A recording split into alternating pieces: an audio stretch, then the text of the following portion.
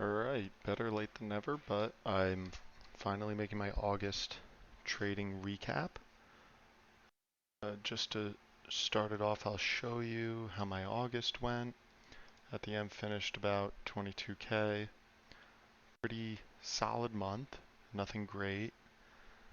Um, but I'm just going to go over some of the best plays that I had this month, and I'm going to show you exactly what patterns were the best for me too. So, just getting right into it, my best patterns, one of them was the OTC first green day. So the OTC first green day is basically a play here like LCLP that had a big run in the past, based and came down, and then had a big green day like even here on 726 with volume. The day I played it though was on 826 here, and let me show that to you. Let me zoom in. So this actually had a PR in the morning, and I got in at 0.025. I wrote it up as far as I could, and I made a penny within 5 minutes, so I took that gain. And then as it developed throughout the day, it set higher base, started building. So I decided to get back in, and it started pushing again. Actually had a day two, and overall turned out to be a good play, but the meat of the move was the first green day for me. Buying the PR, and if you miss the PR, you could wait, let it set this new low, and buy the break over the highs, and then just try and let it go into tomorrow. You could definitely let OTC plays swing into the next day. I usually like to take my gains as soon as possible, though. The next best OTC first green day play I had was RGBP. RGBP, the day I played it was on 831. Let me get rid of these. An 831 right here after it went on a nice big run, had a big drop, so I was looking for a bounce. If we zoom in, we could actually see how it went intraday, and this is an interesting first green day because we saw it hold green in the morning and spike, but then it failed. So this is like a semi-green day, semi-panic play where it came down, it started basing, but in my mind, I wasn't buying for a panic. I was buying for that first green day, for it to come back green and really spike. So I bought 100,000 shares here, 0.0382, risking 0.0364 lows, and I just let it work because the idea behind the green day here is if it goes green, it could keep spiking, hold up, and maybe have a day two. So that's what I was looking for.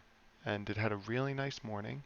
Now, usually I would take my gains into here, but I didn't. And it turns out a newsletter came in, beat this back down under green. But once I saw it hold, I doubled down on my position with 200,000 shares, let it work, and then this time, instead of being greedy, I sold into the perk right over high a day.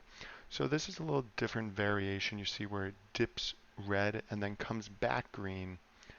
And this one as well continued the next morning, but now we see it fading back off. So I'm just looking for that very specific move. And it could be after multiple red days, a green day could occur, or it could be after one big red day, a green day occurs in this case. And the reason I thought it could be after one big red day, because it was very similar if you look back here on 413 and 414. It had a big run, one big red day, dipped red and came back and had a green day. And it did the same thing here. So I'm just looking for pattern recognition and things that make sense to me. So those were the best OTC first green days I've had this month. The second best pattern I had was the OTC multi-day breakout. And if we go back, it's on the same tickers, basically.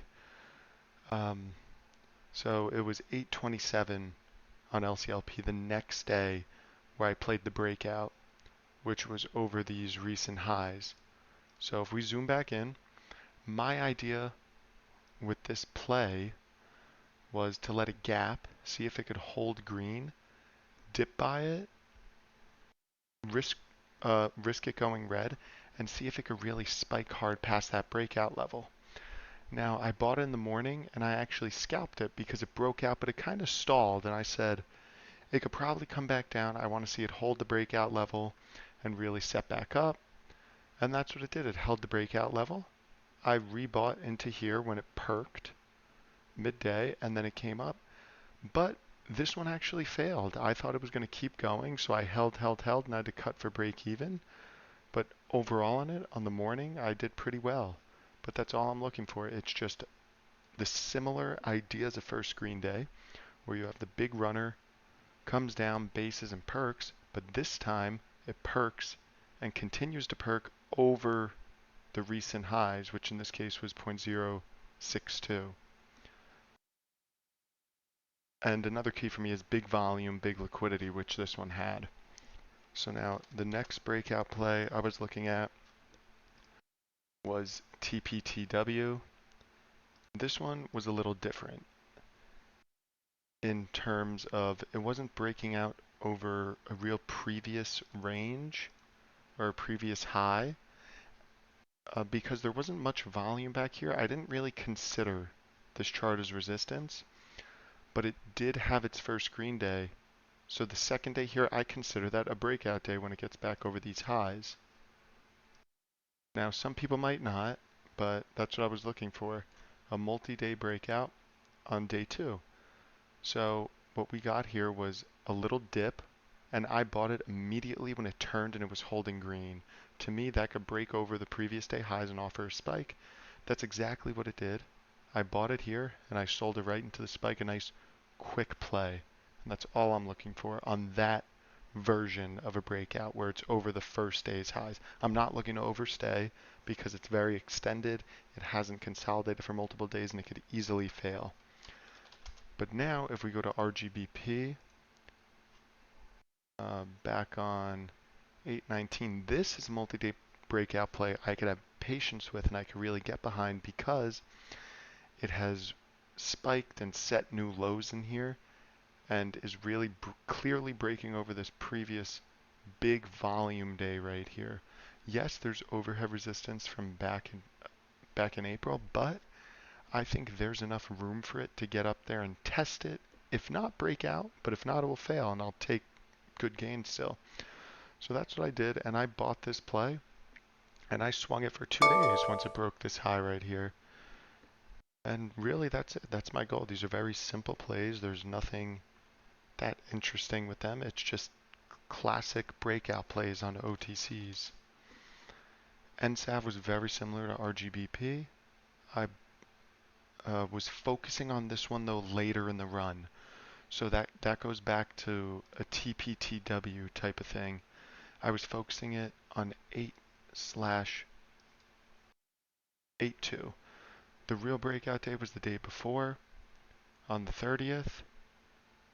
And when it gapped and held green to red, I still consider that a multi-day breakout because it's still in the pattern and the trend could still continue. So let me actually go on demand here so we could see the intraday, so I could show you exactly my thought process behind this. So like I said, we had the breakout over the previous highs here the day before on that Friday, had a big run, and as long as it could hold green the next day, in my eyes, the breakout is still intact. It's still a good pattern to play. So, if we zoom in, we see we got a nice gap. Bids came in right away. We're up, we're holding green, breakout's intact. I was buying immediately and selling into that morning spike, and that's all I did. And that was a really good continuation breakout play right there. The other OTC pattern that I really did well with was the OTC Panic Dip Buy play. Now, actually, let me go right back on demand because I'll just go right into NSAV now. This was one of my first dip buys in the month. And it was on this day. It had a big drop. It had a few fake outs, but I know OTC Panics dropped for about an hour. They dropped near 50% recently or even over. So once we got down here, I was trying all in here, losing a little bit, but once we got down here at the bottom, I bought it and I just let it spike back up, and I sold right near VWAP because most of the time things spike to VWAP or a little bit above, and then these bounces come back down. And that's it. After a big run, the idea is just buy that big first dip, sell it into VWAP. And then I did the same exact thing on this the next week. I had another big panic day in here where I was buying this dip for a nice bounce, and then I bought some down here but didn't make it too far. But again, we just see a big panic after such a big move, and it was holding up, but once we panic that hard, there's usually some sort of bounce. The other dip buy I played was KYNC. We see that similar idea. We get a big run, and then that first big panic, or the first few big panics, we could actually take advantage of. And my first planet was on 8-3, where it was the topping day, and then it came down hard. I bought it right in here and sold it into the bounce. I actually missed that secondary panic, which turned out to be really good. The next day I tried it again, but it really didn't offer that big of a panic like we saw in NSAV. But I still made some decent gains on these two plays, trading the OTC Panic Dip Buy. The next dip buy was on DPLS. I go on demand again so I could show you. It was on 817 in here. So this is kind of like that panic into a first green day type of play, but I was considering this one more of a panic because I was looking for shorter term games rather than a big bounce, because we're later in the pattern. This was the real big run, and these were the real dip buys to take advantage of, but now we have a smaller run, so I'm not looking for as much. I'm just looking for a small piece of the move. But I played it here on 817 after the nice more than 100% run in the past few days. And what I did was I saw it gap down. I was buying it right here at point one at 10 cents after I saw it make a higher low compared to this first morning dip, and I held it. I let it spike, and I was out at about 11.5 in here. And it turned into a first green day, so you could have played it as a first green day as well. RGBP played this one 8:30. So I talked about the first green day. Now let me talk about the panic day. So this panic was pretty nice, and we got a decent drop. Recently there's been many fake outs on these OTC panics, so you have to be careful. And here caught me, which was about $1,000 loss for me, but I was able to make it back and some when I nailed the bottom in here, and I just sold it half into this bounce and then half in here when it looked toppy, when it looked like it couldn't break over this 0.0528 high. It ended up going to VWAP, and like I said, most of these bounces, they go to VWAP and then they fail. So I went over the three main OTC setups that have made me money this month. The OTC first green day made me about 4,800, the multi-day breakout about 8,000, and the OTC panic over 8,000 too, about 8,600 there. Now I didn't make as much on this listed pattern that I'm going to go over next, which is the overextended gap down. I made about 1,200 there, but I want to go over it because there were two really, really good setups that I should have capitalized on more, which I didn't. And those two setups were SPRT is the first one, and let me just get into that. So the overextended gap down is the first day after a big run where the stock goes red and opens red in the morning. And that day was right here on 831. So if we look at it on 831, this is the first day that the stock gapped down because it closed up in here over 36. So we gap down, and the idea is it will have a first red day and continue to go red. So I was actually shorting early pre-market at 36.30s, and I had a very quick trade on this. Usually red days lead to big pulls in the morning, so I shorted at 36 and I covered right under 33 in 2 minutes on the big pull. I said, I'm done. I'm out. I want to take those easy gains and move on. Now it spiked right back up right into the red green line. It's not here on the chart, but it was right here around 36.40. That's a spot where I should have been reshorting, and that's a great entry because you're using that red to green line as your risk.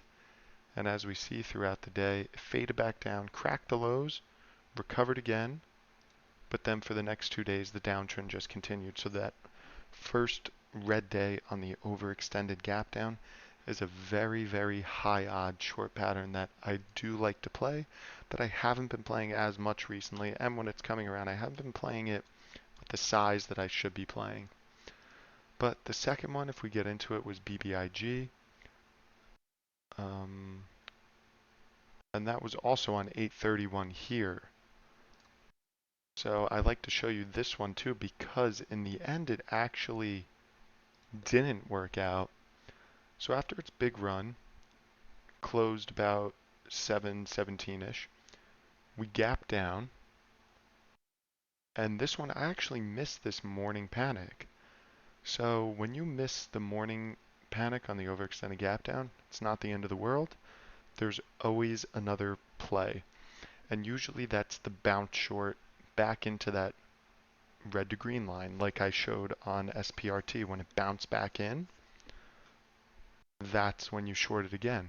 So I was focused on the bounce, so I waited for it to get a little more spiking into the midday here, and when it spiked back near the highs, red green was just above, I said, you know what, this is a good place to take a short. I got short at 666, and my whole goal with the bounce short on the overextended gap down is to cover into VWAP. So that's what I did. Dipped right here and I covered right in the 630s. Nice quick gain. Definitely could have been a little more patient under VWAP, but if I zoom out, this one actually failed. And people were shorting this all day and using this level, and red to green as risk. And when it broke, shorts all got squeezed. So that's why it's very important to be covering into dips and have your ideal profit targets, because I knew the odds of this coming back down to the lows and cracking were very low considering I've been tracking the setup. So I just wanted the quick gain and the high odds gain, and that's what I did. And that's really it for this month. Those were my best plays. The first green day multi-day breakout, the panic in the OTC market, and then the overextended gap down in the listed market. And that's it. I stick to my setups that I'm good at. I really focus on them, hone in on them, try to master them to the best of my ability. And eventually over time, I'm just going to keep sizing up, and trying to push more size on them to make more. But at the end of the month, great month. Especially in a slow August month, can't really ask for much more, and that's it.